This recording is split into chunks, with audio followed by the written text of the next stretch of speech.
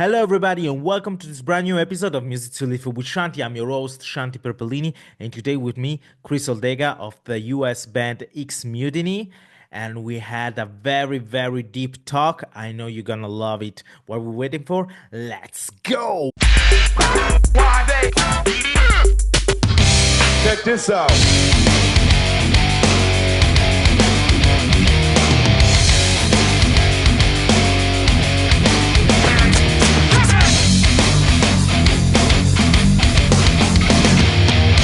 Music to live for with Shanti.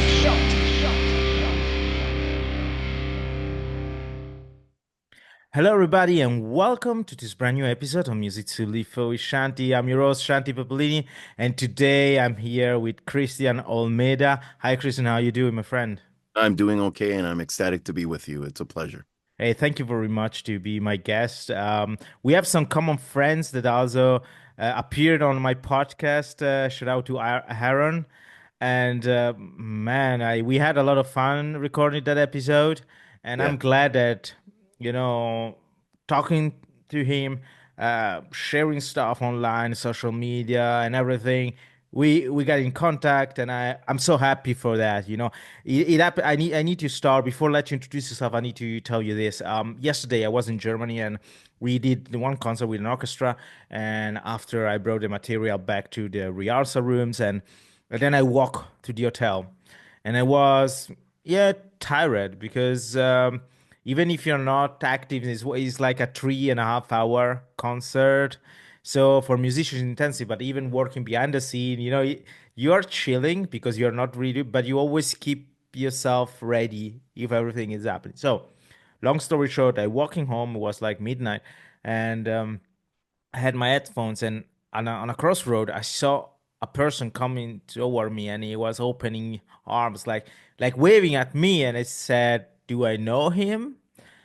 And it happens that he was a guy who I was working with 2 years ago on a summer festival here in Basel. Okay. And at that time, we had a very good working relation. We were not friends or anything, just cordial interaction. And after I quit collaborating with this agency, I kept contact with some producers, project managers, but with this guy, nothing happened. Just Right. somebody you knew. And it was him, and he was so happy to see me. Like, "Hi, Shant, so long. How you doing?" And it was like, oh, that's part of why I love my job. I love interaction with people because Of course. sometimes, as I said, he pop up after 1.5 year or 2 years without no contacting. We meet there. Freiburg is hometown, so But the fact that you meet randomly, and I felt this genuine happiness, and Yeah. if fulfill my heart so hard, and I'm really up for that. But that was just to say that connection in lives, build friendship or relationship is so important, but I let you introduce yourself for the audience. So people on YouTube can see you, but for those who are listening to like on Spotify or other platforms, I let you introduce yourself, my friend. Shanti, it's a pleasure to be here. We've been talking for a long time. For those that are listening, my name is Chris. I am the guitarist for a band called XMutiny that I was fortunate enough to put together with my friend Nick. Nick is our vocalist. And we've been working on the project since I want to say it was December 2023, I think. And then in 2024 it came to maturity and we got together and started actually putting the band together. And then now we are at that point where the band is playing. We were able to release our first EP. We did an online release. We're doing a limited physical release now. And I think I was excited to have this conversation with you, regardless of the context of the band. I I found your interviews really insightful, and I think very human. I think that sometimes in the interviews everything is it's so pre-planned, it's so canned answers, that are Mhm. prepared. I really enjoyed Aaron's interview. Obviously, I'm biased. I love Aaron very much. Made I've been lucky enough to work with a band that he was a part of called KDC, an outstanding hardcore band that was formed back where I'm from Puerto Rico, and later moved to Buffalo, New York. They were in the New York area, and they got around. I mean, they established an incredible reputation as a really solid hardcore band, but a hardcore band that integrated a lot of different elements. Like there was some rock stuff, there was some more punk stuff in there. And I love those guys very much. But Aaron and I really connected, and we talked over many years. I was lucky enough to have them stay at home, like whenever they were touring in my area here in Pennsylvania, and eventually that led Aaron and I to make some music together. Like he is such a kind person, and he's so brilliant. Like he helps other bands with their writing. Like Aaron is a brain, and I've been always on the production side of things. Hmm. Um, and so Aaron and I coming together, I remember when he bought his first like interface and started kind of making his own music. Now he's a beast. The stuff he produces is incredible. Oh And yeah, I was I remember amazed. I was amazed from what he was you doing. remember when he put out the I Am King was a standalone project. They released it on tape, a limited tape. Yes.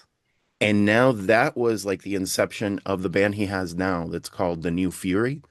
Um, anyway, when I saw that interview with you and him, I was just really interested in not only obviously I love Aaron, but I was interested in the way that you saw things.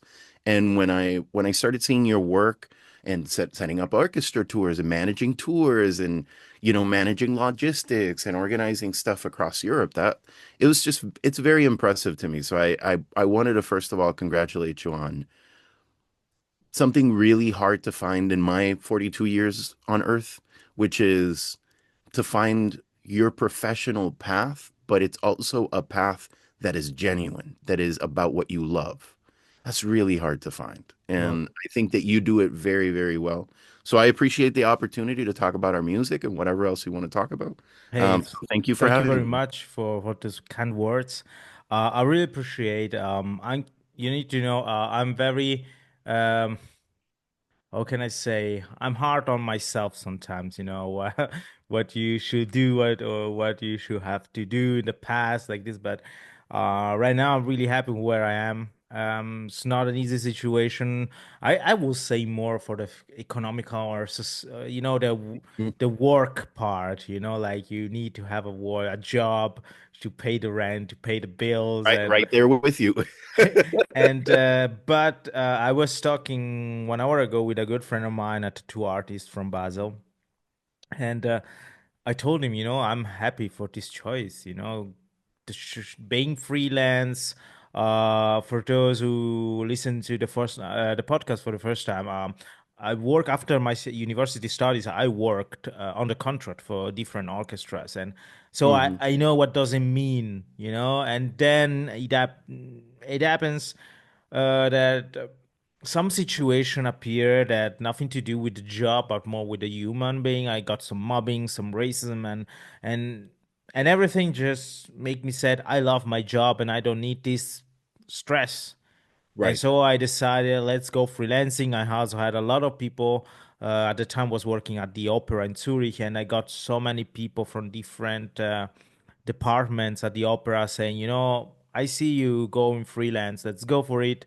Uh, but it was also the time where COVID started, so Mm. not a good timing. But and about the genuinity of the podcast, I always loved radio, and this is also interesting for people who first time listen to my this product is. I wanted to do radio, and I honestly I get into podcasting and listen to podcast not so long ago. I knew what it was. I didn't know what really was, let's say. Yeah, yeah, you knew at a Um, surface. yes, and then you start to say, you know what, I can do on my own. Of course, then after this the big C period, uh, everybody has a podcast, but that doesn't mean anything. I mean, I have fun. It's DIY.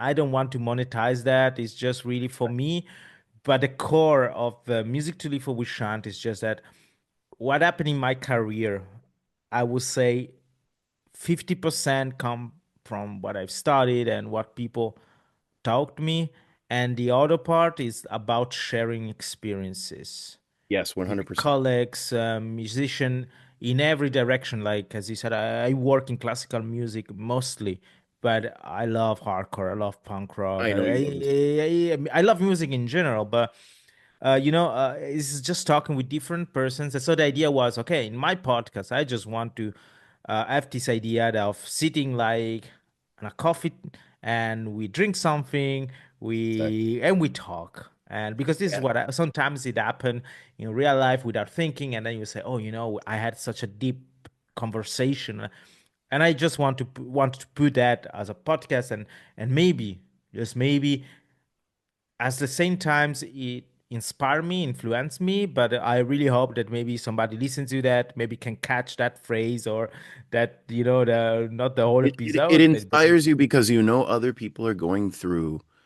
We all have different paths, right? But yes. I think that our paths, especially if you're an artist and you're independent and you're not part of a system, like I think we go through similar things. And I think it's always really positive to see that other people, first of all, that you're not alone. And then secondly, that there are other people who are succeeding. And what success means to me may be very different than what success means to someone else.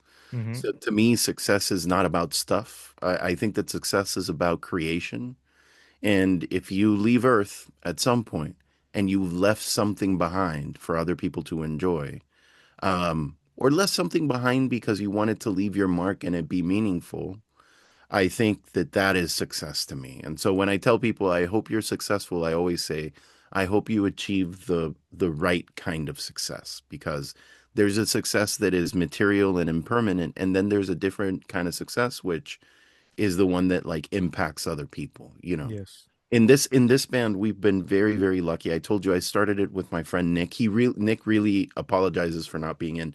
The like you said, the day job. He had to he Yeah. works during the day.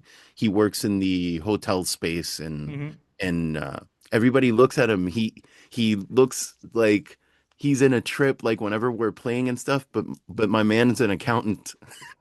He works with numbers and stuff. It's so interesting to me how we look and how people perceive us and who we are, right? My education, my academic preparation is in writing, and Mm-hmm. before that in computer systems, right? So I Oh, teach nice. writing. I write myself. I mostly edit now, and I'm helping my wife is also she does voiceovers for books. I've done some as well. So we all creatively kind of try to find different things to do, and Nick is no different. Um, but then we were lucky enough that when we started to get the project off the ground, we connected with our friend Pat O'Leary. Pat is the second guitarist in the band, and really he's the lead guitarist in the band.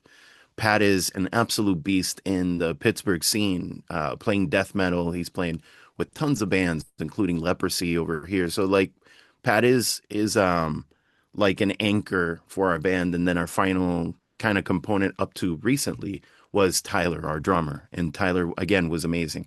So just like with Aaron, when you start figuring out these songs, sometimes you have to program drums. You don't have the people, you Mm-hmm. got to kind of write and get your concept together, and that's most of what we did for the beginning, and then I want to say the first 6 months of the band was really kind of getting everything to gel. I'm a serial composer, so I don't write one song every once in a while. I'll go on, like my brain will suddenly work and then I'll write 12 songs. You know what I mean? And then they'll all come out, and then I have to take a 6 month break and not think about new music or anything. And then the inspiration hits again, and then I write a bunch. And I'm really lucky that whenever Pat and I connected, we play very differently from a technical standpoint, Mm-hmm. but we are very similarly oriented in terms of our sound, our influences, and everything. And that's true for everybody in the band. Tyler and Nick, all of us approach things from very different metalcore, hardcore, beatdown, death metal. So everybody's very strongly inclined towards one of these genres, but we all come together, and that's what produces the sound. And a lot of people say that, but they're following a formula. We truly just come together, and whatever you throw into it stays. Whatever I throw into it stays. The Oh, rule is cool. that Yeah. nobody gets overruled. That's not what we do. And it's yielded something very interesting, very different to what I've done in the past, but it has my signature, and very different to what Pat has done in the past, but it has his signature, and the same. For Nick, it's the very first band he's a part of, but for all of us, we all have been in bands for a long time. And then it's not on the website or on Instagram now, but we were very happy to welcome over the last month our newest member who is playing bass for us now, Liam Fan. And Liam's just an amazing guitarist that's taken up bass and really just so talented, immediately locked in with us. And so we're really happy as a band to be able to connect with other people's, like I said earlier. I think that when you, especially at my age, right? I've been doing this for a long time. It takes time. I think it's much harder to find people that have that mindset that you look for when you're conversing with people in your interviews like that. There's a passion there, and we live in a materialistic, capitalistic world. We need to work. But those of us that can't help but do what we want to do, because it comes naturally to you. We deal with the professional life of like making the money and doing and be keeping a roof over our heads. I have kids, I have responsibilities, but we always gravitate towards wanting to make music. I don't think it's a choice for people that are creative. You have to do it. So I just feel incredibly fortunate that I found the quality of people that I found, and they're my friends. They're just really wonderful people. It takes a long time. That didn't necessarily happen with previous bands that I had. There Hmm. are some that I love and we're friends to this day, but there were some that were rocky and it was difficult because the interest isn't driven by the artistic motivation. And so if you're looking for money, this is not the space for you. If you're looking to have the band subsist, it makes some money to be able to continue, then I think that's a more realistic goal. And if something happens above that, that's great. But that's never driven me. And anybody who hasn't been driven by an honest, creative, artistic sort of motivation, I don't think they last very long. They disappear. And many of them have disappeared, and we're still here. So we that's all we want. We want to connect honestly. And the other interesting thing is that, and I've seen this as kind of like a constant in many of your interviews, is that you you have to be honest and express yourself in whatever. So even if you're interpreting written material, even in the classical context, there's something you add. And I think that if you are able to embed that like little bit of yourself into it, it becomes an honest thing that I think transcends the trends and whatever's popular. It like there'll always be, if you're doing it from the heart, like I think there's always going to be somebody, even if it's not the majority of people, that'll find some kind of value in what you're producing. And I think I see that consistently in your interviews with not only, Aaron that I know, but other musicians that I saw. Your interviews were really interesting because you can see that they are putting a little bit of themselves into it, and it isn't about checking a box or doing something that's popular. And so I feel very, very strongly about that. It has to be something that I enjoy. And Hmm. then I'm happy to share that with other people. But what people think about what we're writing or doing isn't the driver. It's No, us being honest and putting a little bit in there. And then you hope that other people connect to it. definitely. I got many people asking me, "Hey, how many numbers do you have on Spotify or YouTube?"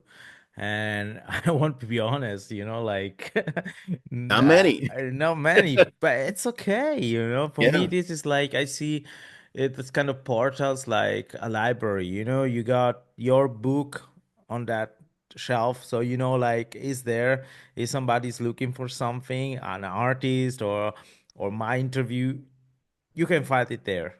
Yeah. It's not, it's something that I want that will be there even in 5 years, That's beside the same something way I that feel. it's right now, and this is, you were talking about this making music, and because being an artist, express yourself, and find these positive vibes.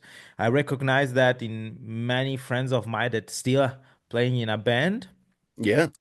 But I have to be honest with you, I struggle a lot after high school to keep myself playing music because I thought that I like missed the train and everybody were becoming better using computer softwares, and I'm learning those things right now. I have to be Yeah. honest.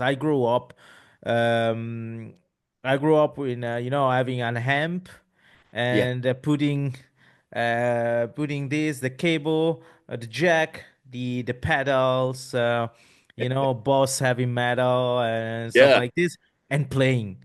And nowadays, camper system, we were talking about this with other musicians on the podcast too.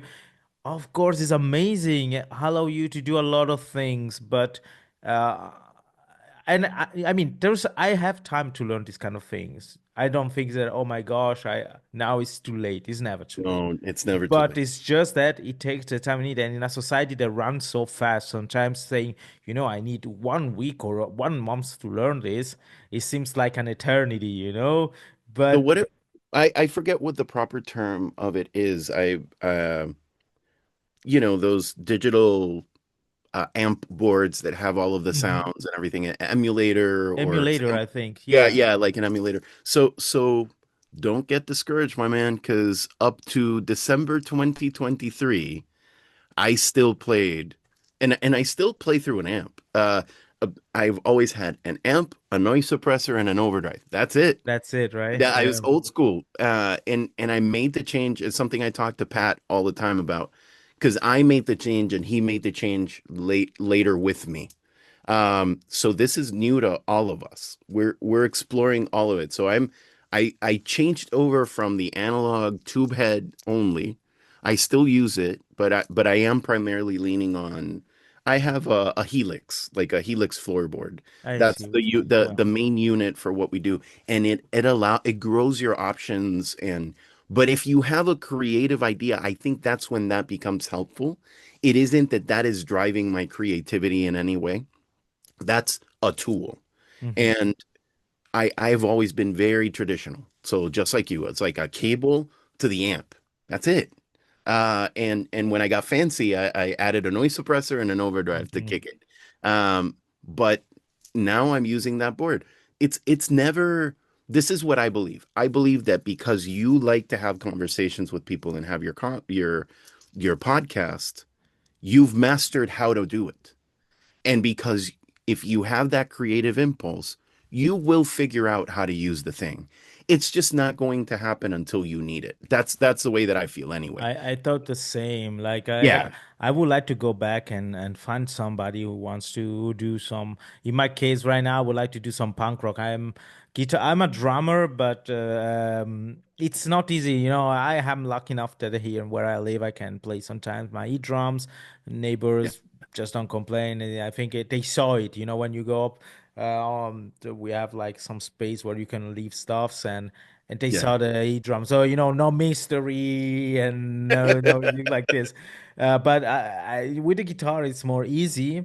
And Yeah. I would like just to play some punk rock. And I did it when I was in high school, was nice. But I guess I just ended up with good person, but not the right mindset. Sure. That was okay. If we are successful, it's good. If you're not, then it doesn't matter. I remember, and many of those people, and it's not negative because I'm very thankful that I had the chance to share that specific one with them. But at that time, they were so competitive, and I I never liked that. I mean, in sports is something, I guess, competitivity, but in the arts, like music, for me, it was like, why? Why should I put myself in that situation when I just want to play? Yeah. That was Yeah. for me, to me, and now I'm relearning all these enthusiasm like some people saying, hey, Shanti, we are almost 40 but we'll keep doing skateboarding, and people look at us so strange and say, and by the way, I hate really those social media videos and meme about people moshing or skating at the 40 and talking Yeah. about back pain. Dude, just do stretching before and after. Just take care of yourself and you can do the same. I Yeah, mean, and I don't like this idea of that there is like an age for everything. I mean, of course, maybe I wouldn't do like a triple backflip now and I yeah, never done right, before. right, But right. like just do what you want and what does make you feel good. And playing guitar for me, it just helped me to do. But even if I see, I know that I play always the same song, but it's really this. It's like the mantra that we have for us. Is music this expression of being ourselves, find our balance and everything? For other people, maybe it's drumming. For other people, it's painting and Yeah. but I don't know. Um I guess that social media just changed a lot because it seems that whatever you master, you need to do the best. And I don't like that. I think it's Well, not so I think that healthy. for younger people, I was going to say you were saying the thing about back pain if if you're skating or whatever. This is the thing, man. I think that these are all artificial constructs of what age you are when you do something, or what gender you are when you do something, or what is acceptable for someone to do or not to do. I'll be honest with you, and I don't think I've ever told anybody this, but when I was a kid and I was growing up, I grew up in Puerto Rico. I was surrounded by a lot of reggaeton and like not the kind of hip hop we were talking about because I grew up listening to Public Enemy and Onyx and Hmm. everything, but at Wu-Tang for sure. But when you think about the things that interested me, I feel I feel for kids who are hiding who they are to fit into whatever works. So make no mistake, I'm a very proud Puerto Rican. I love Puerto Rico. We've talked many times about the political climate and anything. You and I share a lot of information, but um for me growing up, I now as an adult realize that I was wearing a mask most of the time when I was young, and I don't think I understood that at the time, and it was because I wasn't, into whatever the popular music was there. I was playing death metal, like automatically. I was not part of what was expected, and I was not part of what you consider to be tropical or in the Caribbean or on an island. You know what I mean? Like, I love that world, but within that world, I was happy to love it, but also do my own thing. Hmm. And I think that these expectations are particularly dangerous for young people because it sets these ceilings of like, oh, if you're over 18 or if you're over 25, you can't skateboard anymore. Oh, if you're over 30, you can't be in a band anymore. If you weren't successful by 25, you're never going to be successful. Like, again, that these are all artificially created expectations by people. And I think that when you free yourself from that and you say fuck it, and you identify yourself, you find yourself in what you create. It's enormously liberating. But I think that for all of us who are getting older, and I enjoy getting older. I never would want to be me 20 years ago. Like, Yeah. my life experiences and what I know, and I think that's what we have to communicate to younger generations, especially if we're in a scene or if you're in a group that is really interest based in something. As people that are getting older, you have to show them that you don't have to sell yourself out. You don't have to sacrifice who you are. You don't have to stop liking what you like.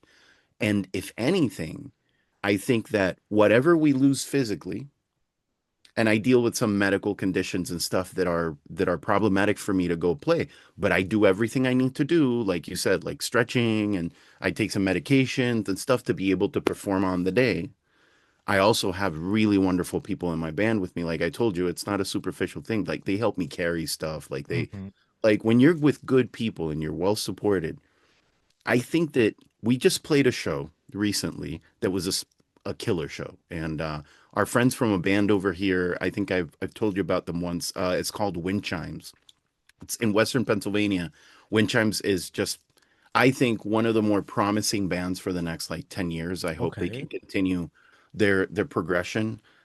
Gavin, their singer, he's Native American. He has a lot of really interesting insight that he kind of slips into the music there, and kind of informing a like a fresh view for younger generations. I think that if we have that awareness, I remember in that last show, Gavin took the moment to say, look around you, all these new faces, all these new bands, they're the next group of bands to come. And I think our job is to remind them. I think that because of your age, maybe like me, you had a world before social media.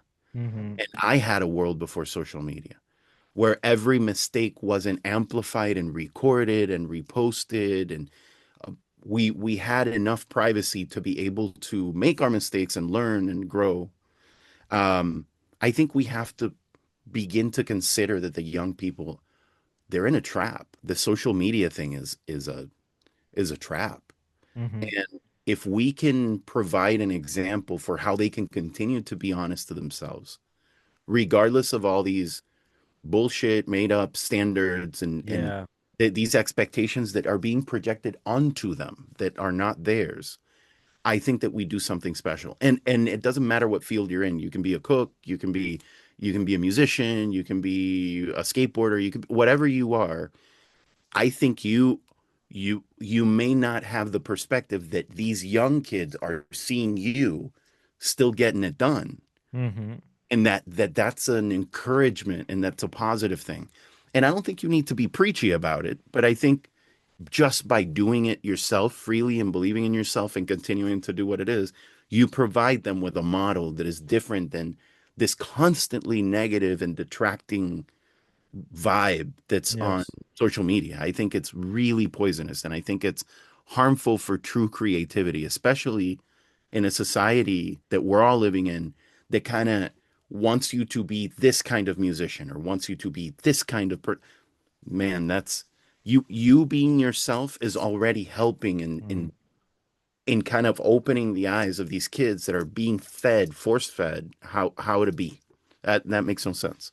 Yeah, I totally agree with that, and I guess I can just talk about my experience. I remember two important things, and I grew up in the 90s, early 2000. So I remember in the small neighborhood where I grew up in the south of Switzerland. Um, there was this friend of mine was really into BMX and I was more into mountain biking, and we Okay. found a spot where you could like do kind of a jump. If I go now, it seems like what the hell we were doing, but it was fun. So we met there, and he was the person who introduced me into the straight edge. Oh, nice. And I remember opening his backpack at that kind, and he showed me three albums. No, sorry, four. One it was a Belgian band called Morda. The second one was A Small Boy in a Grey Heaven from the German band Caliban. Uh, One was Poison the Well, Tears from the Red. And another one was Amartya, to play the part, or to play the part. Sorry if I Mhm. butchered the title, because Amartya is one of my favorite bands ever. Maybe for that reason, because it was like Yes. that sound just make. And of course, this person also made me listen to for the first time that song that changed everything. And every time I listen to that song, I got goosebumps. Is Concubine, of course, Converge, because that song, even nowadays, change everything. It's so energetic, it's so chaotic, but it still have some kind of mind of its own. So it's crazy. And another one, and this is maybe the most important, was not just a sharing album with friends, in that case, CDs, compact disc, and Hmm. it was the fact that I remember end of the summers, beginning of summer, so end of a school year.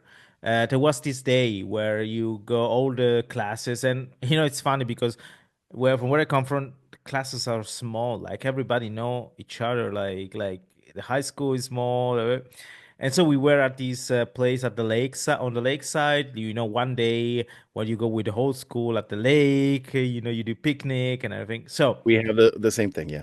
and we were listening to Heaven Shall Burn, another German band, Oh, I love uh, Adam Sandler. and Yeah. then Hate Breed, Perseverance, Yeah. and you The know, other powers, yeah. and the same people who made me listen to those albums were the same who brought me to my first concert ever, Oh and man.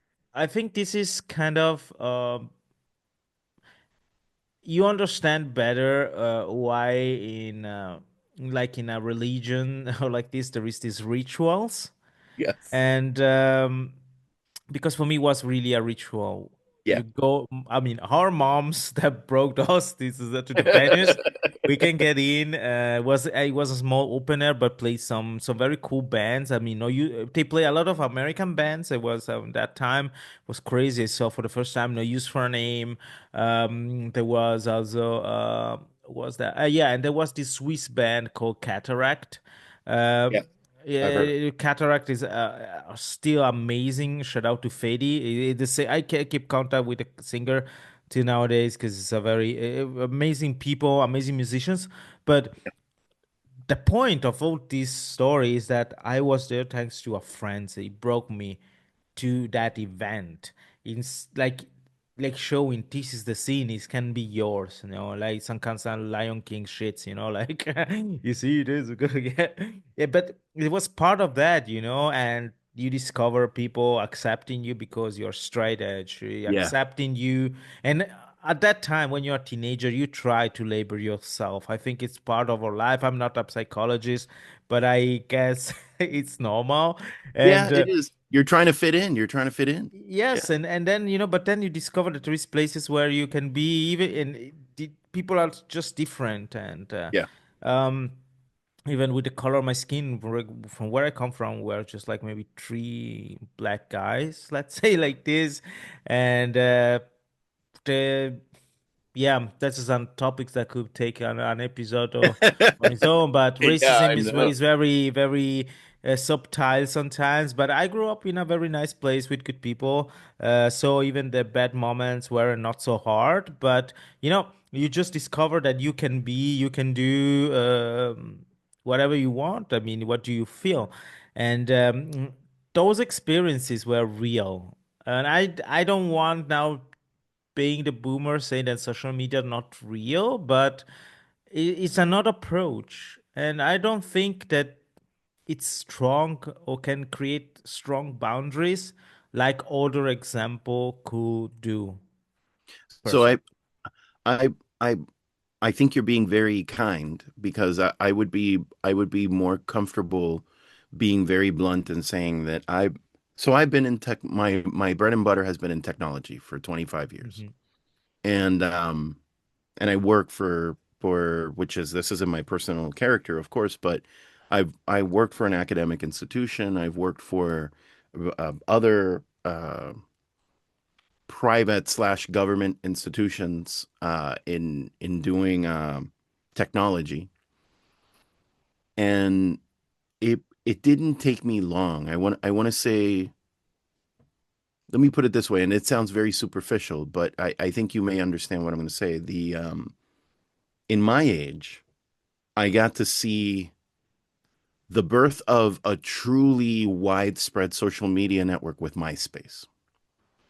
And I think MySpace could have deserved the comment that you made of like, it's not necessarily, all bad. Or I think it isn't a boomer take to say that was the last time that social media was social. Yeah.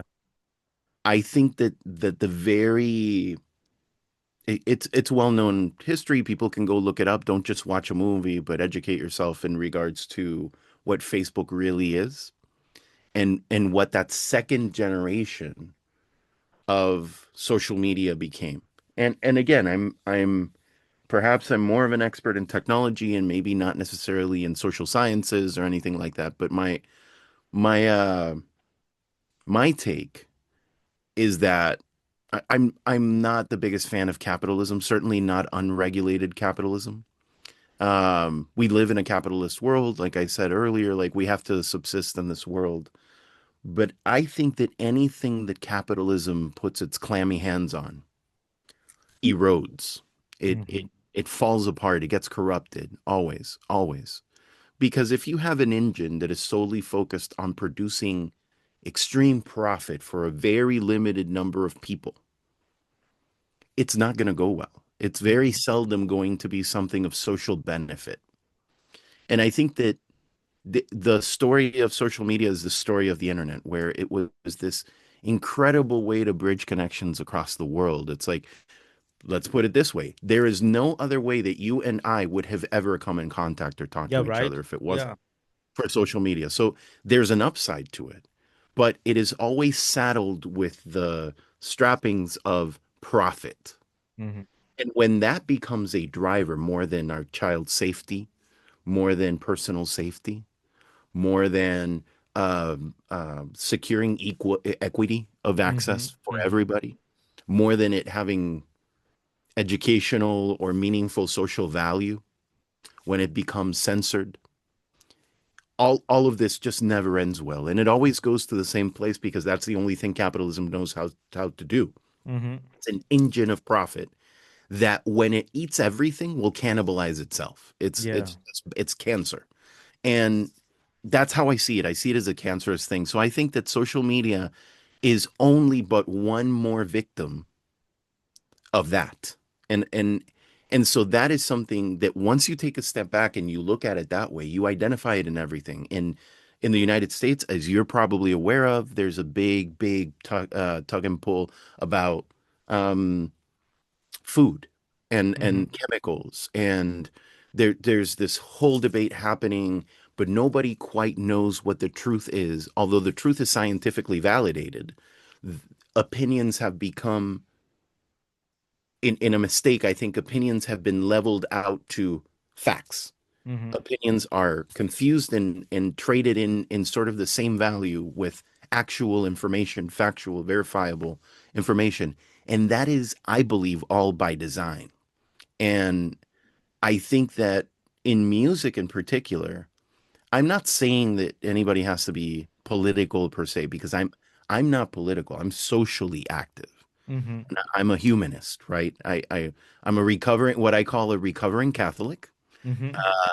And I am a humanist. I believe in people watching out for people and taking care of each other, Yeah. because that is what we know is here. We each other, we're here, and and regardless of how people think that they're safe or they're not, if we if you perish, I perish eventually. If we all do not support one another, we perish. I think that that's part of what makes straight edge so attractive, is that there is a support component within that community.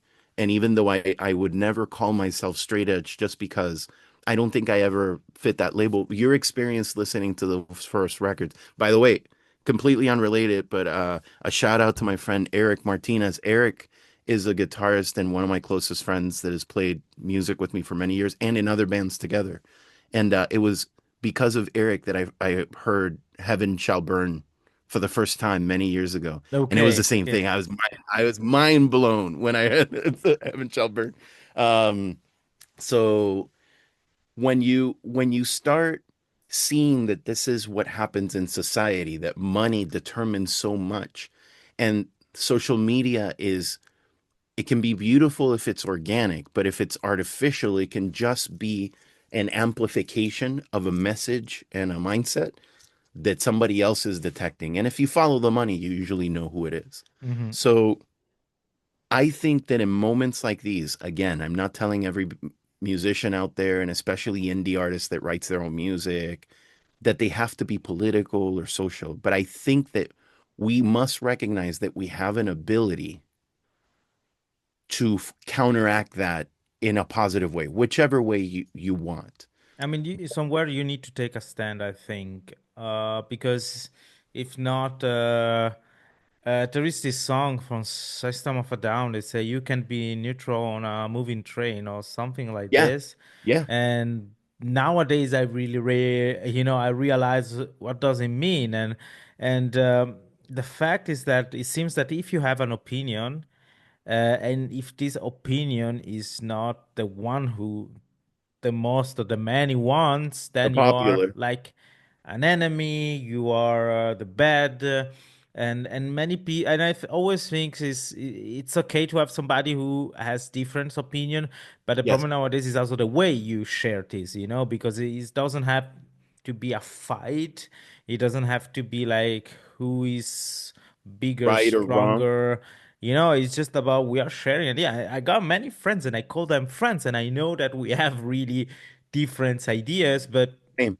but at the end of the day, if I fall down, they will be there for help me and stand up again. I have a great example of this. I love him very much. A friend of mine, his name is Thrasher, and Thrasher owns a company called Check Your Head Skateboards. And in terms of music, we come from the same place. He had a really great band in Puerto Rico called Infectoria. And those of us that know the Puerto Rican scene will recognize that name immediately. He's one of my closest collaborators, and we'll help each other out. He's always there for me, and I'm always there for him. Half the time, he sends me stuff that I disagree with, and I take the time to give him a thoughtful Mhm. answer. But that never, and I think that degree of maturity has been lost, where you should be as honest as you want to be, and you should be as transparent as you want to be, and you should let others be as honest and as transparent as Mhm. you want to be. And you should always defend your ideals and your values, because if you stand for nothing, you have no character, right? You Yeah. have to stand for what you believe in. And I do that. And then we're still friends if we disagree. We agree on many things. There are some things that we strongly disagree. And and maybe it's just the fact that you, like me, grew up around all these people that were very different. Hmm. I never expect, like, I have friends, I have tattoos, right? I have a bunch of friends that are in the tattoo industry that are bookers. I have friends who ride motorcycles and they're in their world. I'm a strong supporter of the Constitution. I have friends that are really heavy into guns and firing and ammo and stuff. And I have friends that are really about peace and no guns. And, Hmm. and all of them are equal, valid, equally respected people in my life. And I don't understand or know exactly. I'm sure it's tied to what we talked about earlier and what I mentioned about capitalism and what money does to social media and everything else.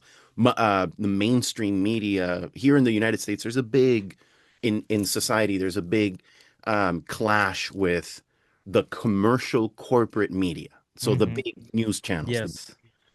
We saw So from here in Europe, we saw this, and always, sometimes we always. laugh hard about that, but it's kind of tragic comic laugh because it's coming even in Europe too. But it seems like Europe has more this idea, if we don't like what the people say on the TV, we say it more loud, I would say.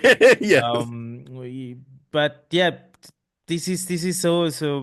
I say people need to learn many things about even about consequences in what you say. The fact Yes. that is in Italy I said we because as an Italian mother tongue I feel even if I grew up in Switzerland I feel myself part of the Italy Right. too. Right. There is the huge topic about fascism. Now is recently May is the month of when Italy decided that they fought that they won against this system, and the problem is that Italy never really accepted or there's not it's even Italian people say this, yeah, everybody tells what they want, they're not really correct, everybody put their position on, and there is a lot of mystification and thinking about, oh, it was better that time when Mussolini was in power and everything. And I said so because it's not about saying you are not allowed to say some words like when you say black in my dialect. I can say this because in my dialect it's negro, como en español, el En color. español, we say negro. But if you say in Italian, now it's an archaic form. So if you want, it's not incorrect. But with in the last century, it took like a connotation that everybody know that this is bad. It's not. Yeah. So you can use the word because some people say, "Oh, why I can't use that words anymore?" And in my mind said, "Dude, you can use it. It's just that it's There's a not, responsibility. you know, There's a yeah, and responsibility. that's the point, I think. And so it's all about respecting the opinion, but also know how to share it and how Yes. to interpret it. And but in this bring me the question because in your band XMutiny, there is this. Are you bringing on the table some topics? Or what is about or and this is not something that you make music referring on totally other kind of situation because you don't want officially really go on on a stage and start talking about really what happened in the society because you think we just we just have enough every day when people come to the concert. We just want to have some good fun like this because I mean the genre you play is what, how would you describe it? Some slam, some hardcore? I because this is So always open, but it does the context of the lyrics there and the song you play um have a direct connection with what happened in the world you're living, or you make some choices about that? I think it's a shame that Nick isn't here, so I'm going to try and echo Nick without speaking for him. But Nick Nick and I were very clear about what the context was for the band. And to give you an honest answer, yes, there's something there that is, let me put it this way. The band's original conceptual name was going to be Intifada. Mhm. So that should give you a sense of like where we were in terms of our ideas and the concept. Now, it just happened that it happened to be that a Puerto Rican rapper, really great rapper, actually had the name. So we went back to the drawing board, and I think we played with the concept a little bit, and it was I think we both were talking about what we really meant, and then we talked about the concept of mutiny, right? And that gives you another sense of like Mhm. where our kind of conceptual motivation was. And again, for name confusion, and it was I think it was Nick's concept originally that he came to the table with. Well, what about if we call it X Mutiny? Because I think that there is so much that we have to kind of get rid of in the world that of all these things. And I think we're not we're not hateful of, but rather perhaps in contempt of corporatism and the way that money drives everything. And when I say we, I want to be very specific, not the rest of the band, but perhaps Nick and myself. And the concept was very much that corporate America is killing us, and Mhm. that drive for money and profit is definitely something that's a problem. There's probably a social political component, but it's less about a politician and more about us being at the mercy of these politicians who Mhm. are in turn in service of the money. Because I would argue that while this definitely happens in the EU and happens in the rest of the world, the United States takes the cake in terms of money, pay to play. You know what I mean? Mhm. And um, so I think to Nick's credit, I think Nick, even himself, I don't think he credits himself as much as he should in terms of just how smart his approach is. Ironically, he went the other direction of what you mentioned. What he did was, this is at the heart of my motivation, but I don't want to project this onto people. But Mhm. we want to, we wanted to drive our creative process. So he treats the lyrics as a great kind of game. Like he has a lot of fun with the lyrics. They are unserious, Mhm. but within the lyrics, if you really pay attention, he drops these little pearls. But they're so Shanti, I think that it's kind of like I remember that movie when I was a kid, not a kid, I was a teenager, but Shrek, remember Shrek? Yes, And yes. he tells the donkey that they're like layers, that people are Yeah. like so the I think that lyrically, and of course, there's an aggression to the music. There's a beauty to certain parts of the music where we're trying to do. I think you heard that we're doing Hmm. some melodies and we're doing some things. So it isn't just a one track kind of composition, but I think that the songs musically are trying to echo the kind of how violent things can get, how bad things can get. And then it gives you these glimpses of melody of good things because there's always the individual that can do better, right? Hmm. Hmm. And so the lyrics in many ways, if you listen, like one that killed me when I heard it for the first time was Great Pacific Carcass Patch. Hmm. So that name is based on, if you're aware, in the Pacific, there's this floating island of garbage. There's so Hmm. much garbage in the Yes. ocean that it's created an actual thing, right? That floats everywhere. And Nick then said, what if you make it like this morbid, really death metal thing about this great Pacific carcass patch of just people and bodies and everything. Hmm. But what it is a representation of that patch of garbage is going to become. It's what it means to us as people. And so I think that he is again, I love Nick. I think he is clever enough to make lyrics that sound outrageous, but there's a pearl, there's a nugget there Hmm. of an idea, a concept that is reflective of what we're all going through. Hmm. And so they sound outrageous, they sound death metal, they sound, slammy, but there's thought to it. But we're not trying to shove anything down anybody's throat. We're doing it in a way where if you want to peel the layers of that onion, Yeah, you get it. you Deep, get in there. But yeah. if you want to enjoy the music and you want to, and they're really funny and sometimes crazy lyrics, I leave that to him. That's his Hmm. department. You know what I mean? Yes, I get it. But Yeah. conceptually, we kind of made that deal when we were starting the band, and I think we were going to be way more obvious and more aggressive about it.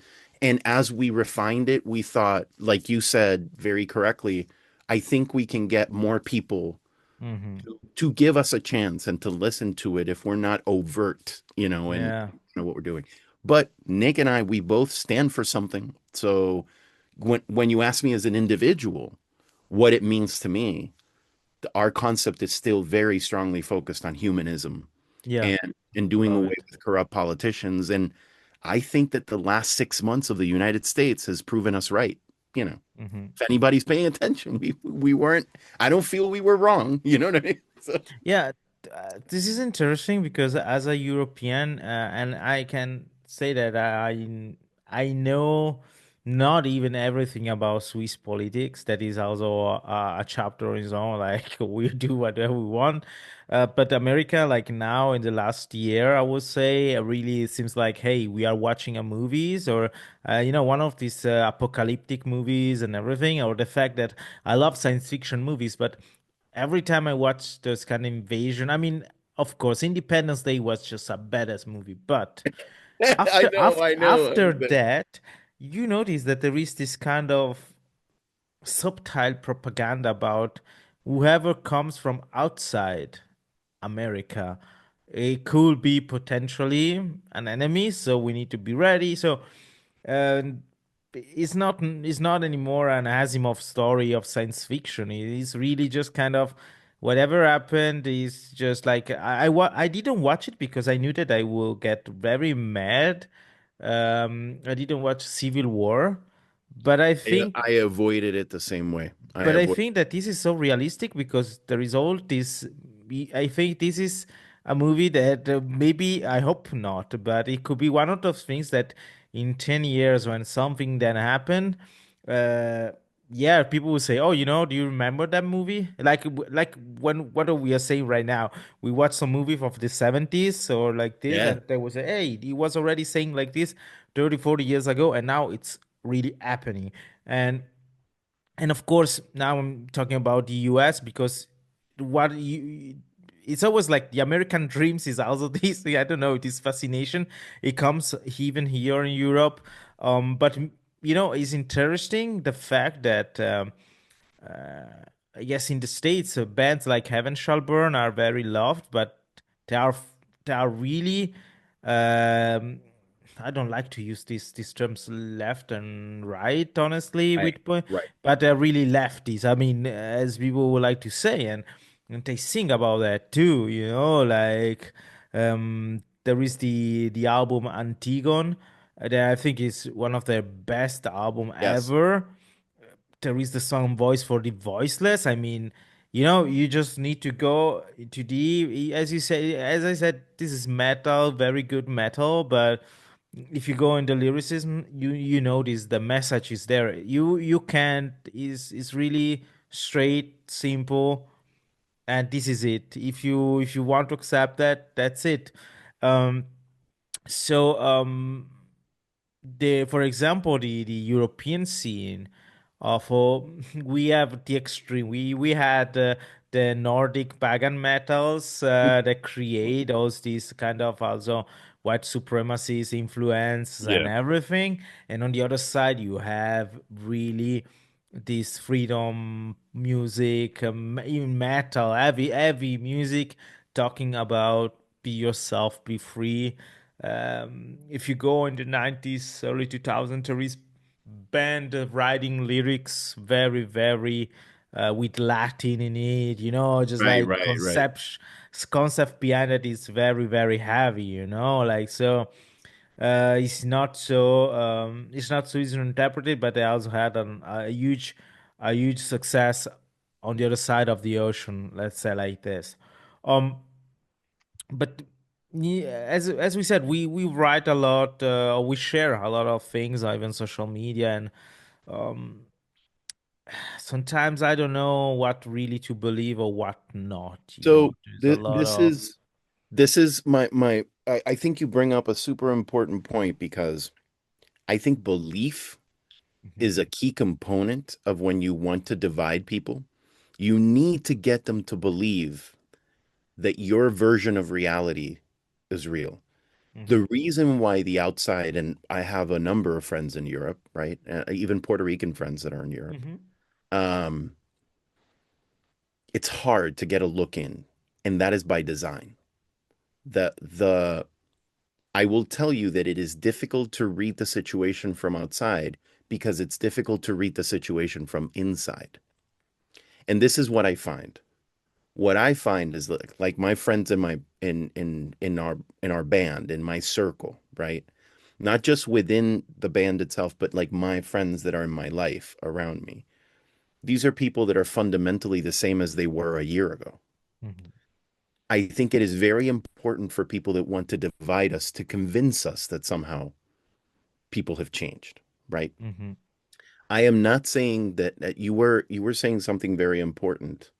And I think that us as Puerto Ricans, we're in a very unique sort of situation here in the United States because we are those of us that are born in Puerto Rico, right? And I was born and raised in Puerto Rico. I've been in Western Pennsylvania on and off for many years since I was a child, late 80s, right? mhm, But we come from a colony that has been stepped on for many years. And even within that colony, that's when I learned this concept of misinformation and confusion. There are people that have succeeded in telling half of Puerto Rico, which is part of an unconstitutional colony by any definition in the world of any modern democracy, it's wrong. That it's right, and that they should not only be happy to be a colony, but they should be aspire to become part of the great empire of the United States. You know what I mean? mhm, And the irony there is that I am fully American. I believe in the US Constitution, but the reason why I believe in the US Constitution is because I believed in the Declaration of Independence. And the Declaration of Independence says that it is a just fundamentally untenable situation to be at the colonial mercy of a superpower. mhm, That's really what it is. And so it's ironic that as a Puerto Rican, I'm at the colonial mercy of a superpower, right? And it doesn't make me any less American to acknowledge that that is just clinically, scientifically, historically, exactly what they are doing to Puerto Rico.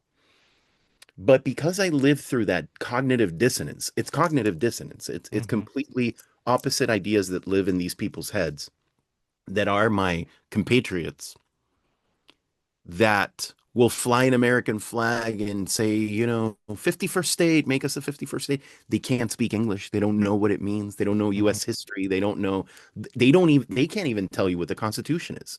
They have no fucking clue. But they feel very American. And they have been effectively reprogrammed, right? I see. And what I believe that is happening to the country as a whole is that now they're being effectively reprogrammed. They're attempting to reprogram us. But I refuse to believe that the good people in my life are gonna become my enemies because somebody flipped a switch, Hmm. right?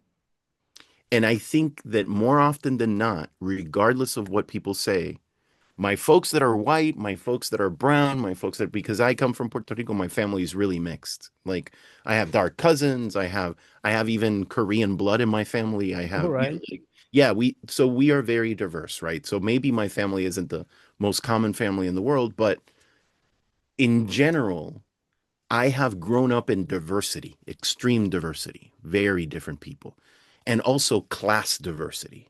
Extremely poor. Yeah, I went to school. I did not have money. My mom was a teacher, but we were okay. Hmm. But I had friends that didn't have food at home. I Hmm. had friends Yeah. that maybe sold some drugs to be able to make it through the week. Like that, I think that the non-judgmental part of who people are for me came from that because I'm always trying to find the human being inside of the superficial kind of image that we all have. I'm trying to connect with the human being, and I do that professionally as well. I believe in treating people with respect. I believe in giving them that respect, and then prove me wrong, and then you lose it. But I start from a position of I believe that you and I are equal. We are Hmm. not. And so even if somebody looks like very right wing, very nationalistic, I still try to talk to the person that's inside of that. And more often Hmm. than not, I get through. Yeah, yeah, because I There are think people times that I people don't. There are yeah, times that yeah. I don't, but that's what I try. I mean, people, as you said, like to find a cape to wear and to fit in. Um, and then like like you got this experience, like people being when they're loud in with other people say, "Oh, I don't like those persons or those nationalities," but then when in private, where they live in maybe in a house, in a building with more families, to them are Exactly. not.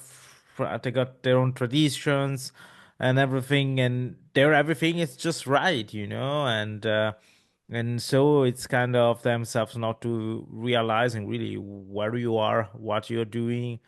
um we saw this in, for example, already here in Switzerland, small country in the middle of Europe.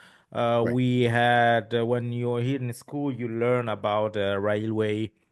They go through the Alps, and it has been a very very interesting build, historically complicated, and many people's their life, but we're all Italian or people from Poland coming here um, to build the railway. Right. Right. And many of them stayed here and everything. But at the same time, that period there was restaurants, but and this is something that I'm gonna say is not so long time ago in the end, because there was still restaurants where it was written no access to dog and Italians. Oh, wow. Just like so, uh, and beside that, here is living so many people from different part of Europe, and not because now or in the last 10 years there's been wars or problems in those countries. I mean, you can live a normal life in Italy, yeah, you don't get me wrong. It's just because grandparents or the Yeah. grandparents moved here years and years ago. Yeah.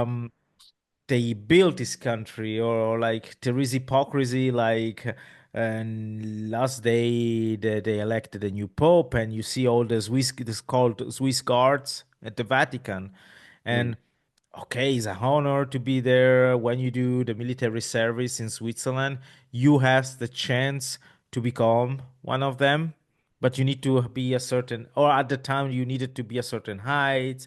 Now the new pope need to decide if will be women allowed to. But I'm telling you this just for the hypocrisy is that Swiss these Swiss, let's say, at that time when the Rome, the church in Rome was at war with kingdoms like in France and Spain and everything, um, they needed mercenary, and Mm. The Swiss were very good at that, Mm.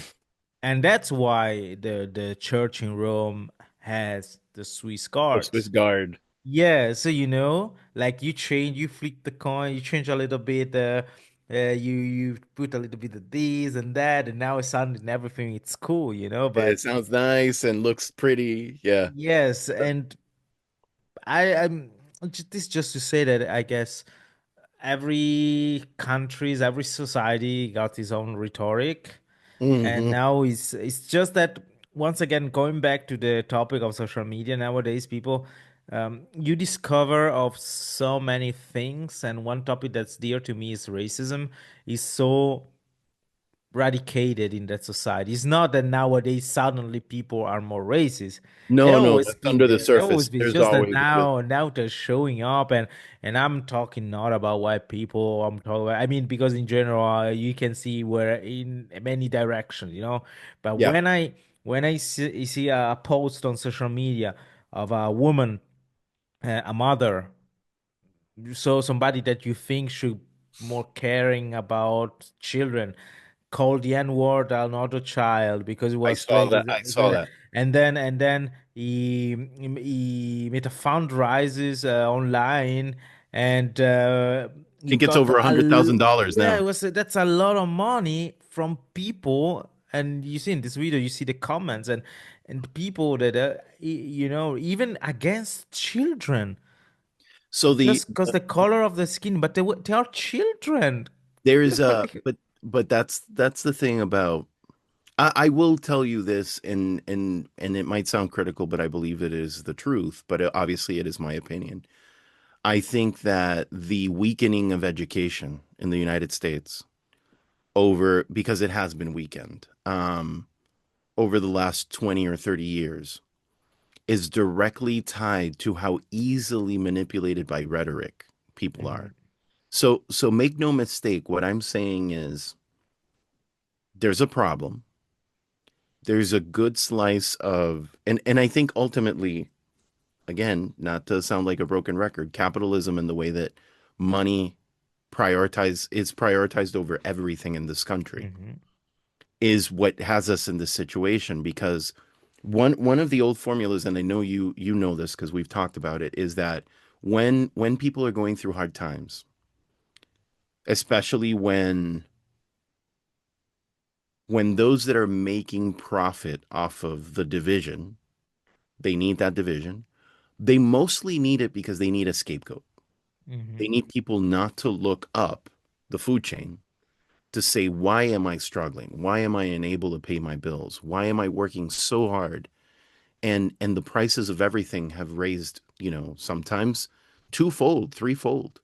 And my income remains the same, or maybe even lost my job, or people are struggling so much because the machine is out of control here. And, mhm, and I think it is whatever you want to call it, like it crossed the Rubicon or it's beyond the point of no return. I believe that machine is not fixable. That's why mhm, I think that harder times are coming. Um, but that does not, and so you will find people like that lady who I hope learns her lesson, um, and and understands that she's just the pawn and that she is spewing the words of someone else who wants her to hate mhm, everybody else. And I would expand it beyond racism into just prejudice in general. because I can share with you, just like you said, that you've had some issues with racism that haven't been major. And I think that's probably you, that's speaking to your character and your ability to navigate the situation. Because almost always anybody that experiences prejudice in any sort of way is the one that either decides to fight every time or hold back or thinks that there's a better way to solve it, because that person that's being racist or critical or aggressive is clearly not the thinking person. You Hmm. are the thinking person. Yeah. So you are the adult in the situation and you have to manage it in an adult way. I can share with you that yeah, not things are not perfect. When sometimes I have even seen, and I don't know if it's worse or if it's better than outright prejudice, when people are perfectly fine with me until they know I'm Puerto Rican or I speak Spanish, Hmm. and I can in real time see their face change. That's an experience because that's what over here they would call passing. Like I'll I'll look mostly like everybody else, although I'm usually a little darker than everybody else. Hmm. Um, and then you'll say something, and you'll see their very warm or jovial sort of approach could dramatically change. Oh, okay. Um, so it's there. To your point, is what I'm saying. You're correct. It's always been there. Um, but my earlier point still holds, which is you have your circle, and your reality is your immediate reality. Hmm. And so in my life, my job, especially being a father, is to remove the people that shouldn't be in that circle. But I still believe that on average, people are more likely good than not. And Yes. when you are able to engage people on a personal level and they are able to put a face and a person to this group that has been homogenized for them to hate, you can more often than not at least work together, at Hmm. least exist, Yeah. coexist. I've had some rough conversations with people in the neighborhood where I live because they are in a group that believes that they're protected from the things that they voted for and that they brought up upon us. So conversely, just like I said that it shouldn't break your relationship to your ability to try and reach out to the individual, Hmm. I will Yeah. say everybody's going to suffer here a little bit. There's nobody that welcomes the kind of rhetoric that is now commonplace in this country, and it is commonplace, unfortunately, and welcomes in a regime that is literally canceling funding for research because it contains the word woman or female or Hmm. equality, which of course it is cognitively it's mind-blowing because what is the opposite? What is the antonym of equality? It is inequality. So Hmm. we are actively rooting for inequality. We are actively rooting for if what is the term? They're using it as an insulting term, woke over here. If Yeah. you're considering of other people, of other cultures, you're woke. Well, what is the antonym of woke? It's asleep. So we have people that are praising and rooting for being asleep and unequal. Hmm. It's mind blowing. It's just from an intelligence standpoint. It's really interesting if we're talking about something academic, but it's a little scary. It's a little scary, and it's a little scary to see people espousing things that will harm them. Yeah. I see. I understand. Yeah. And that's when you get concerned about how blinded they are because these are things that are going to have repercussions on them. Hmm. Hmm. But they have been very successful over the last 3 4 decades to reignite that was real and was in the open many years ago, but it had improved. I'm not saying that it wasn't there and that some people didn't have a feeling towards minorities or immigrants or whatever, but especially the hate towards immigrants is one that is very dear to me. I have a lot of immigrant friends. As a Puerto Rican, I'm a U.S. citizen, but I'm still from the Caribbean. I'm still a Spanish Hmm. speaker. I'm still there's a shared experience there, and it's horrible to see the dehumanization of people into this bulk of a plague or something, and to see and again, I am a lover of the Constitution. To see the Constitution of the United States so disregarded. Yeah, Um, I see. you know, Yeah, for us Europeans, of course, we have the dark side of colonialisms that is still a plague, not just for what happened in many countries and what's still happening, but also for the heritage that it broke with, some rage coming, generational rage. But when we think about the US and you see all these difference, this being you don't unite, it's called United States, so why are you like this? And the story we learn about US is about so many different communities. Got the Italian one, the this one from the country, they this and this and yeah, this, the building they create because this was land of opportunity. But why now it seems that it's something that now that it's built, it's belonging just to few or like this, and but tell me, is this kind of mentalities or ideas get into the music scene too? Because I always thought that arts don't talk. I don't want to open the chapter of Kanye West right now right, because right, right, right, I right. don't want and I don't care about this Me dude. neither. I Me neither. love the T-shirt of the singer of Mad Bulls to say "Don't glorify rats," so I don't Yeah, want to give in space to that dude. yeah. But it's the fact usually art is able to speak once again your lyrics and everything, but to speak for people who cannot say something directly or just bringing some messages. I uh I I want to say very very quickly that the first thing that comes to mind is, and this is giving props to the same band, but I want to, especially in our scene, call out wind chimes, mhm. because I think Gavin has been on this for a long time. I would highly encourage you to listen to their music, and I'm whoever's gonna do listening or that, yeah. watching. Their name is Wind Chimes, and there's and I forget the number, and I apologize, Gavin, if I forget the name of the title, but it's I think it's 10,000 or 100,000 and counting. I have to look at the lyrics, and I could look them up while we talk. But Mhm. basically, what I will say about the shrinking of the circle that we were talking about, it's precisely the fact that when you have mass propaganda, it is at the individual level that you can make the most change.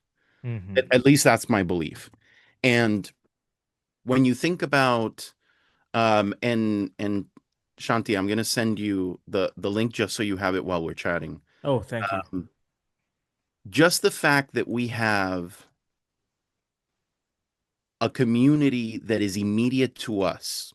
And this is just, I guess, me being a computer guy and being like a problem solver.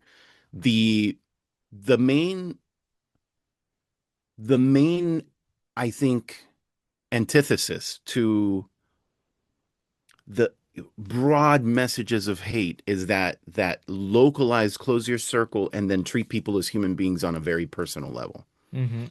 And I'm very happy to say that at least our immediate scene, sure, I'm sure that we have some people peppered in there that are intolerant, or some people peppered in there that are nativists or whatever it is, which is hilarious to me because, to your point, the United States are literally built out of everybody Mhm.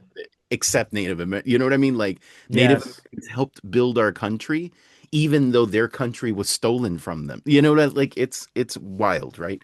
And in Puerto Rico, we had our native people were eradicated by the Spanish, the Taino Indians. Indians as the colloquial term, Yes. right?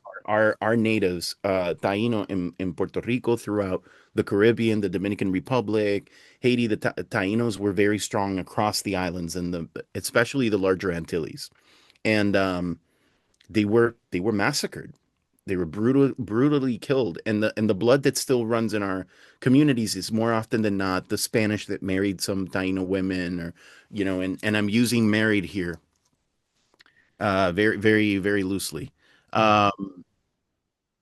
But within our scene, and especially us as a band that isn't labeled easily, that is to say, we're not straight death metal, we're not straight hardcore, we're Mhm. not just slam, we're not. it actually was something that Nick and I kind of discussed for a while that I was a little concerned about because that's how I write. I don't necessarily care about the genre, right? So I'll grab something that comes to me that is like more hardcore oriented, or I'll grab some, and then the fun thing is to try and marry that and make something that makes sense, sounds good, but it's two very different opposite points. I love connecting very opposite Mm-hmm. different sounds, right? And then Pat joining and bringing like a really strong death metal foundation. We're very similar again in a lot of the scales, how we approach some of the structures of songs. He's just a significantly better guitar player than I am. So he plays, faster, more technical. And so what I tend to do is see how we can connect those two things. And it's really fun to do. But it's also allowed us something real interesting after the music was written and we were putting together the band, which is we can get into a hardcore show. We can get into a death metal show. We can Mm-hmm. get into like a grindcore show. We can do a slammy or metalcore show. And the thing is that throughout that journey, one of the interesting things that I found, and I did not expect this, and especially from our generation, like I remember the scene, especially the metal centric scene, being very competitive Mm-hmm. and being tough because it's more technique, whereas the hardcore scene was always, yeah, it can be violent, but it's very welcoming. You know what I I mean? see. I Like, see. Yeah. yeah, so the metal scene was more competitive in that way. Like in the hardcore scene, you do a DIY shows in somebody's basement and you stay at someone's house and you so whenever I played with bands that were more oriented toward the hardcore scene, I really appreciated that sense of community Mm-hmm. I that I see. didn't really feel in metal. Well, that's at least that was my experience, and I know it might not be everybody's experience. But what I found coming back into playing now is that the whole thing is more welcoming. Yeah. The whole thing is more positive. I'm seeing different skin colors, different ages, and I mean really young kids and really older dudes that are like seen veterans and stuff. They're I'm seeing a lot more togetherness in this time Mm-hmm.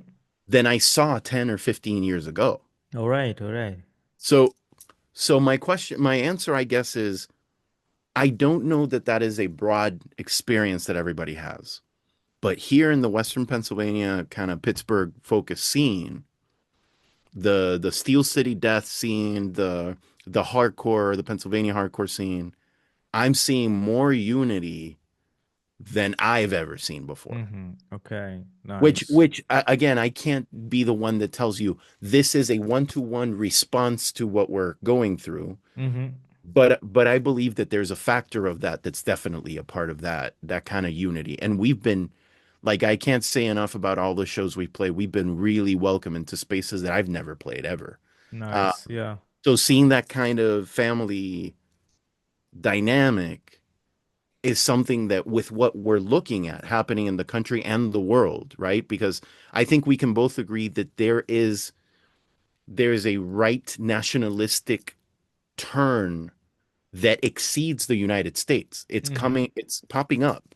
And so I think that during this time, it was very surprising to me to see just how much unity was maybe not just equal to what it was before, but like more. That Mm-hmm. was very surprising to me. And Oh, I yeah. don't know if I should be embarrassed to say that I was surprised, but the truth is that I was very surprised and I'm stoked about it. I'm super happy about it, but I didn't expect it.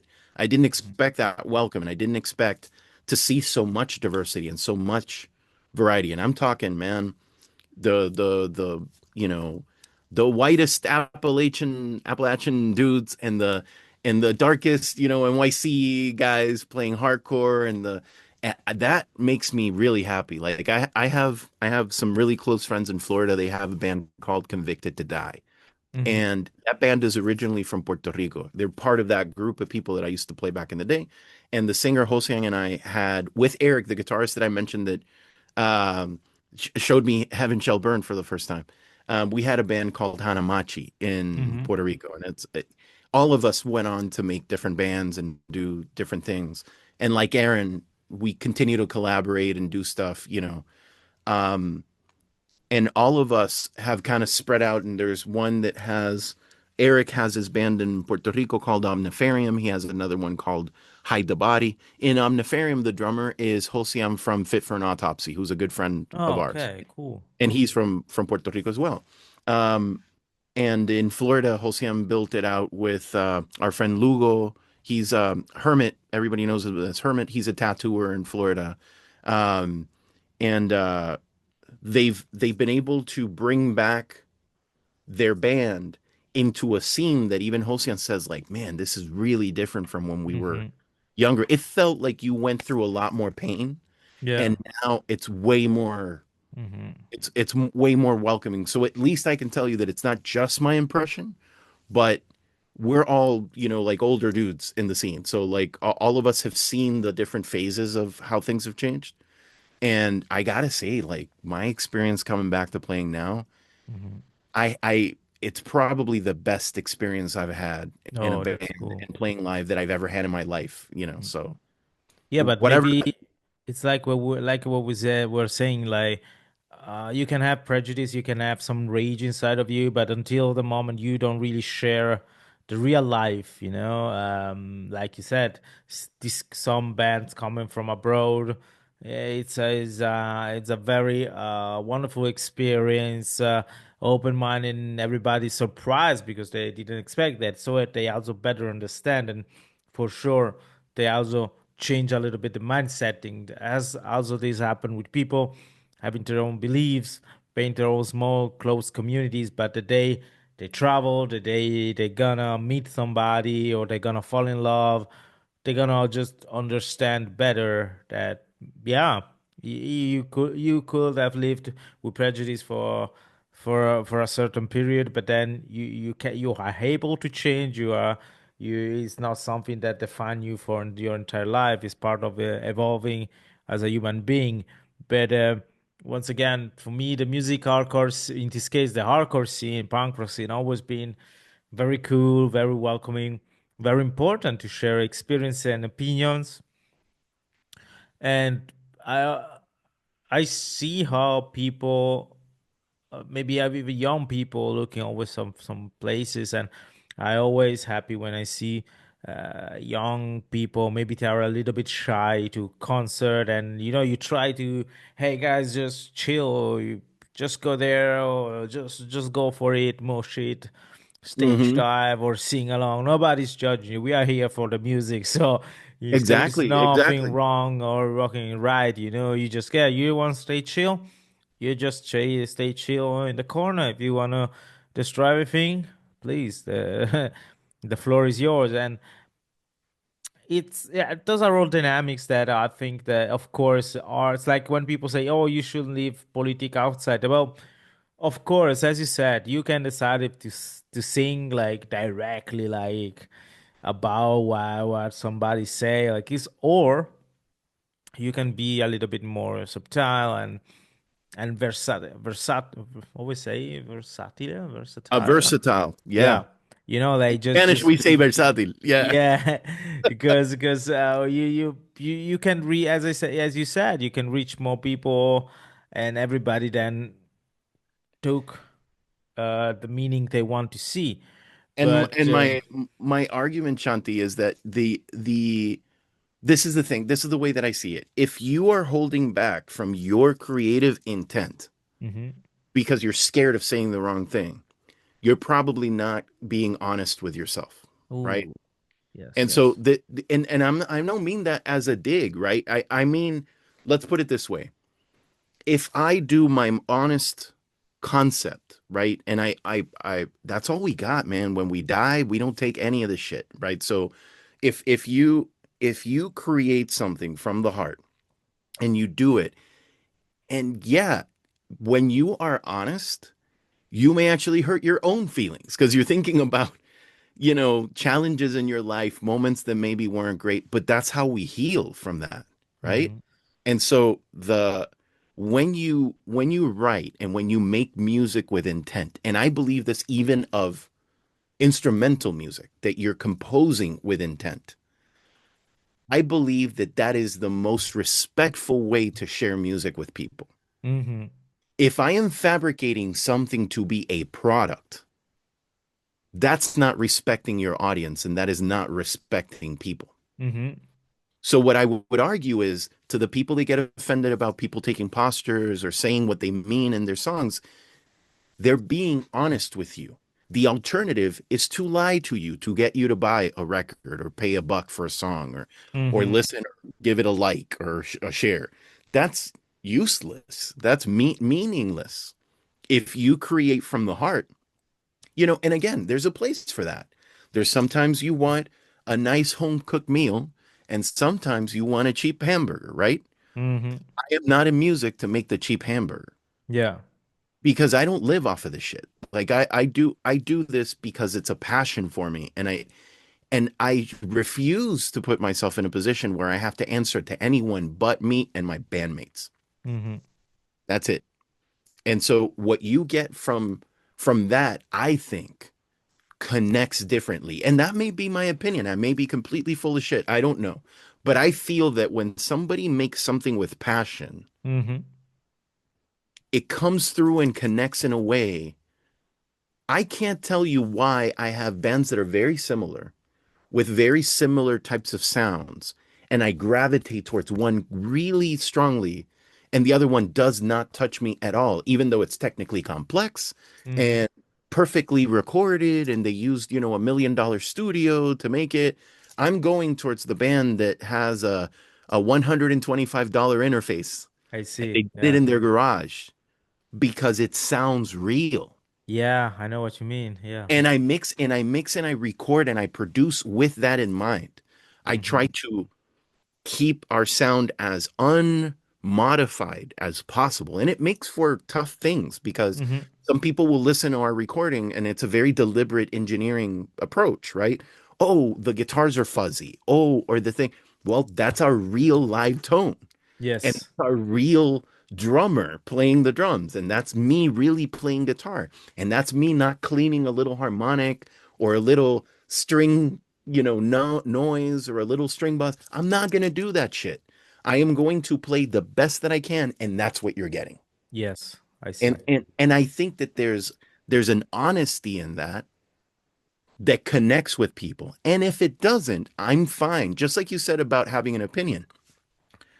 We all, in any modern democracy or democratic like system, should have the ability to speak our mind.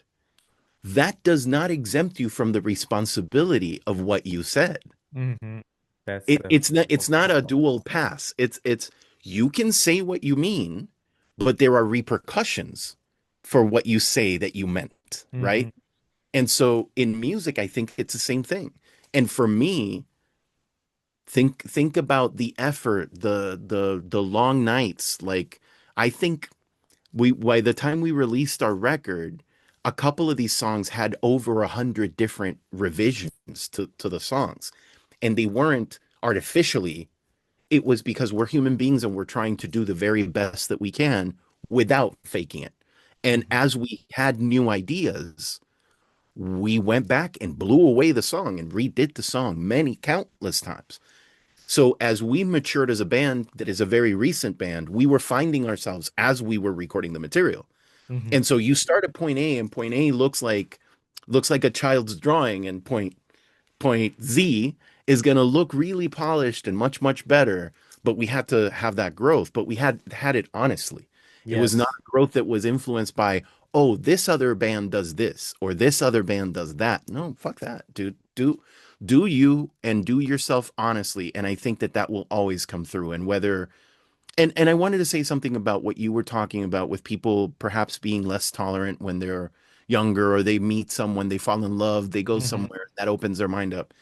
I think the and this isn't a complaint, but it's a reality.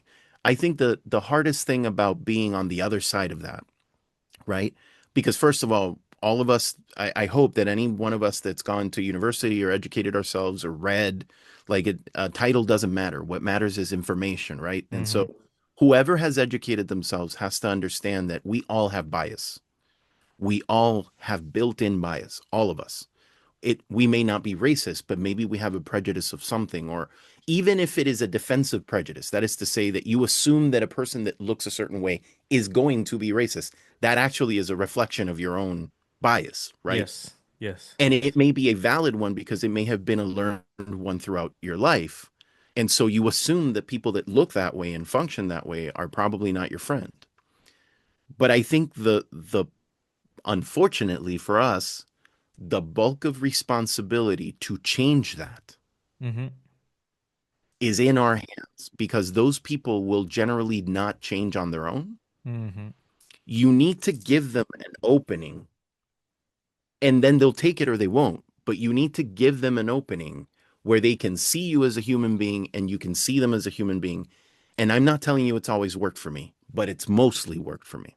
And Okay. so Yeah. I feel that that change happens over time. And some of these people that were fairly intolerant and some were maybe even racist, I called them out on it. And I said, and I'm not calling you all evil. And I'm saying you may have gone through some things. Mm-hmm. Some guy mugged you once and they were black or they were Latino or they were, whatever. And now they're all like that. Whatever you've gone through, I am not that person. And I am not representative of anything that you've dealt with because I am me. And we're all individuals. The only thing that I set as a barrier for them is instead of just saying all people are X, all I'm asking for you to do is view people as individuals. Mm-hmm.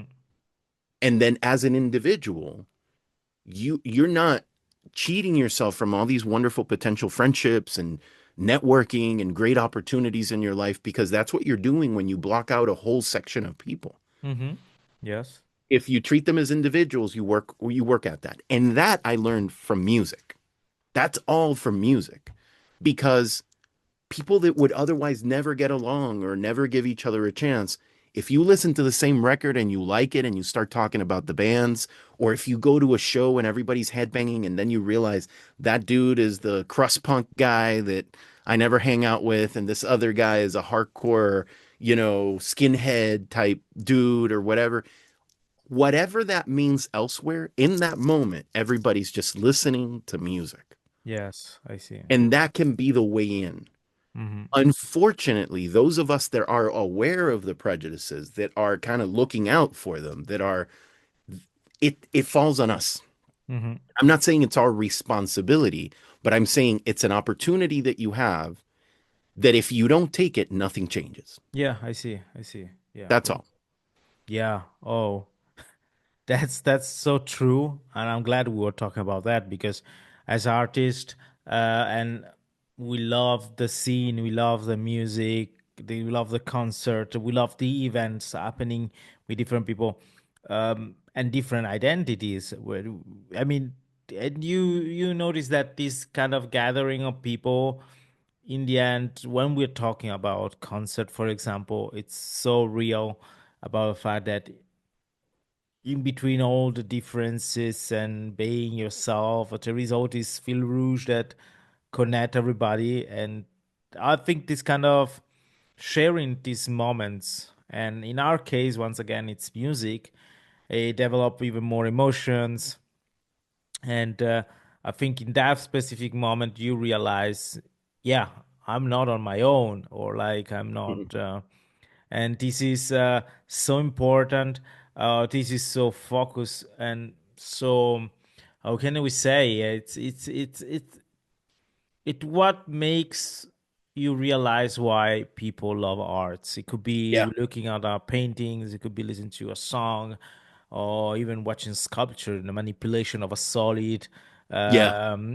matter in Yeah. something beautiful. You take a statue like from Michelangelo or stuff like that, it's just whoa, if you it gives you this idea, okay, I'm here, I'm standing in front of that, and I'm feeling something. And for me personally, when you have these feelings, could be sadness, could be happiness. Yeah. That that's the that's the factor that help you to understand. Yes, I'm here, and I'm alive, and of course, I really hope that all listeners that of the podcast like just try to find this moment and realize, yeah, when I listen to music feeling, or even when I play music, it's not about being the best coming from the classical. I mean, everybody putting to be the most talented and extrovert, like just being Yeah. virtuoso, stuff like this, but just really have fun and feelings because in that moment is you touching these instruments and making these sounds.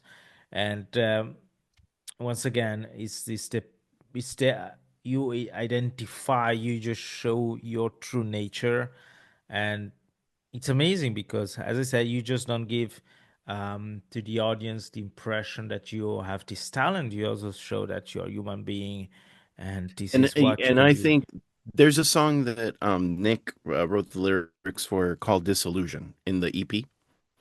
The EP has 6 tracks and they're very different one to the other. But the Disillusion, I think, sits in a spot where I think he's talking about, it's more of a personal conversation with himself. Hmm. And again, he's deceptively effective because the lyrics feel they feel very catchy. Hmm. He's able to write these hooks that like even when he comes into the studio and we record an idea, they don't leave my head for like 2 or 3 weeks. It's so good, but and it's good because it's simple, but it's misleadingly simple. It's Yes. actually quite complex, right? And Disillusion is a song that it's probably our most straightforward song, and it has some melody. It has a driving riff. It's very repetitive by design in certain parts because it's kind of like drilling Hmm. that hook home. Um, and it's about things not changing within yourself, but it's also a reflection of the outside. And again, I don't get tired of giving Nick props because I think he very effectively in a very clever way makes you, if you listen to the song carefully, he makes you think about change, and he's acknowledged song is called Disillusion. It's an acknowledgement of the frustration of things not Hmm. changing, right? Right. Yeah. So it isn't fantasy. Like most of my optimism is grounded in pessimism. So like that's kind of the approach to how we write. It's acknowledging the depth of the shit that we're in, but at the Hmm. same time, it challenges you Yeah. to change it, right? And so for us, it going through the process of writing that material was very much conversations like this, Hmm. about kind of like the direction and what we wanted to channel. Now, again, to your very last point, I think we can't forget that it's meant to be fun. It's meant to be, and we try not to be heavy-handed with that because we do want to give you an escape from that disillusion. We want to give you an escape from the frustrations, and sometimes we don't feel like we have an ability to control the world around us, and Hmm. sometimes we do, sometimes we don't. But music is everything, man. Music transcends so much Hmm. that when we're writing it, we're feeling better about creating. And so the goal is just that you hopefully you feel equally lifted up or at least understood by listening. And um it that's at the heart of a lot of what we've been doing. Like I remember that me as a guitarist maybe 10 or 15 years ago, I would be maybe aiming for more complex riffs or trying to be very highly technical. And this has been an exercise on paring everything down to essentials. Hmm. I see. Even Yeah. though there's a little bit of complexity and some layered things here and there, mostly we take actually what is usually our process is we take a fast and very complex riff and we deconstruct it into what is more memorable, what sits better, what supports the lyrics in the right way, and then once there's lyrics, because usually the music comes first, we may entirely revisit it again, you know. Hmm. Yeah. So they You go do the through adjustment. iterations. The songs change, right? It's the So process. Yeah. yeah, the process changes. Um, and what was very encouraging, I mentioned wind chimes earlier because of that. I think that Gavin does work kind of like Nick does in a very different way, where he is very welcoming. He's acknowledging. He does not hold back. Mm. They have a couple of songs. They just dropped a record, and I was looking up because I forgot the name. It's Enveloping Retribution, Okay. and they released it on tape right after we released our EP. And there's a couple of songs there One they've been playing for a long time. They had released it that's called Poverty Tourism, Mm-hmm. and it speaks about the inequality and what's happening in the country and how people's suffering is sometimes is kind of made a style of like how Yeah, I get you it. know Yeah. the gentrification vibe. And so I think that if once again I believe that that's validation, that if we have, as musicians or as creators or songwriters, speak honestly, even if it's about trivial stuff or more serious stuff, but if you're speaking honestly, it makes for great music. And I Mm-hmm. can't say enough about those guys. There's a lot of great bands here in Pittsburgh, like a lot of them. And it's a very different scene from the last time that I was playing. But what I'm seeing is I'm seeing people go for it. I'm seeing people saying what they want to say. I'm seeing people not change their approach based on whatever the political climate is at any given time. Mm-hmm. And I'm seeing people finally, and this makes me very happy. I can't say that I'm seeing it across the board everywhere, but I'm seeing people moving away from labeling themselves, Mm-hmm. kind of start engaging at that individual level with other people. So it isn't just something that I believe, it's something that I'm starting to see, and it makes me very happy. You're seeing very different people mixing and Yes. creating stuff, and the bands look like that. The bands Mm-hmm. look, everybody looks different. Everybody's bringing their own thing, and the sum of all the parts, I think, is making this scene a really great one Yeah. for us here. You know what?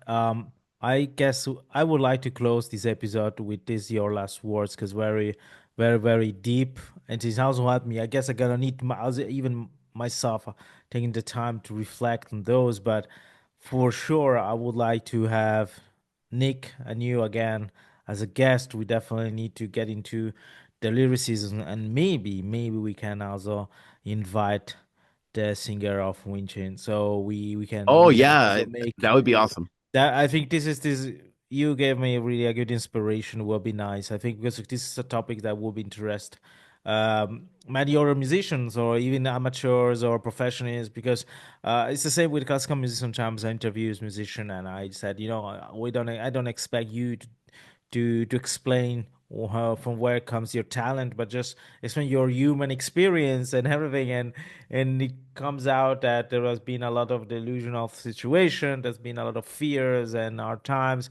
And normally those are not the moment where people, because people always talk about how it's important to be successful, always important to go hard and push. It's important, but I think it's not the right rhetoric. No, In no. that case. Contextually, I think it's more than that. It's way more than that. Yes. So for sure, we're gonna have you and other guests talking about this topic because it's very important. It's very dear to me. Chris, it's been a very interesting talk to you, Hey, man, it was and great that we finally got to do it. yeah, right. And for all the listeners, I will put in links every all the information we Yeah, talk about all different bands. Of course, XMutiny is gonna be like on top, so people's gonna know your band. Sneak peek. I'm leaving in 1.5 days for the second leg of this tour with this orchestra, and in yes. Madrid. I will have the chance to meet in person the singer of a Spanish band called aggressive and voiceless and the Okay, kind of beat down stuff. I discovered them just like yeah, I don't remember it's through TikTok or just randomly on Instagram, and I just contact the band, just say, hey, what's going that's on? awesome. That's So great. this is gonna happen. Hopefully it's gonna become even something for the future for the podcast. But this just to say that I definitely need more and more interaction. We're gonna need more exchange of ideas and opinions. And now thinking about that, I never had really a proper episode about how is important to write your talks and transform those into lyrics for music and hardcore music, metal music. For me, hardcore in person has there's a lot of bands that brought a lot of nice lyrics, but also a lot of strong meanings with that. So it's gonna be something gonna do. As I said, thank you everybody for listening to this episode. This was Music to Live for with Shanti. Chris, thank you very much. Do you have My one pleasure. last words to close this episode? Man, make music, make music, make music. Don't stop. and be yourself. I most of the people that are the most important people in my life that are not my family, that are not bound to me by blood, have come from music. And just give yourself the opportunity. If you're holding back on a concept or you want to do something, just go for it. I am so happy that I was able to connect with Nick, and it was sort of a luck thing. After looking for the right people for so many years and not really finding them, put yourself out there, give yourself the opportunity to create some music, and it'll open so many different doors for you just at a personal level. And not least of which is Shanti. I think you're a brilliant dude. I think a lot of the ideas and the things that you send me always open my eyes, and they make me think. And you ask me a lot of questions about what's happening over here. Um, it would not have happened. I wouldn't know Aaron. I wouldn't know you. I wouldn't, and to that point, the last thing about our band is we're playing a fest. Uh, we're playing the Millvale Festival this year. It'll be the Saturday. It's a 2 day event thing. And then they have a lineup, and we have a dedicated metal stage here. So if you're in the Western Pennsylvania area and you want to check out the band, we'll be playing the Millvale Music Festival Day 2. I believe we play at some point in the afternoon or evening. And then in June, we are playing with a great band, local band called Place Blame, and a bunch of our friends here June 13th. I believe that is happening. It's going to be at a place called the New Low here in Western Pennsylvania. It's I think it's like a 4 or 5 band bill. And then we have an EP that we're strategizing with my friends that I mentioned there in Florida, Convicted to Die, and our friends in Disperser, which is a California hardcore band. Hmm. And it's going to be a 3-way with 2 songs a pop for each band. Oh, cool. And I'm going to be mixing and mastering that. And then hopefully, and this is not fixed in stone yet, but I may be able to get together with Aaron and play some shows with his band. His new band is called The New Fury. New It's a lot Fury. of that material that you showcased when you interviewed him. It's evolved into a band. He has his people already. They're already playing live. So we might be able to do like a short run tour and go to Nice. Buffalo, New York and play with them. And if I get video of that, I'll send it your way so you have it. But Amazing. I can't say enough about the opportunity to chat with you. Thank you so much for having us. Okay.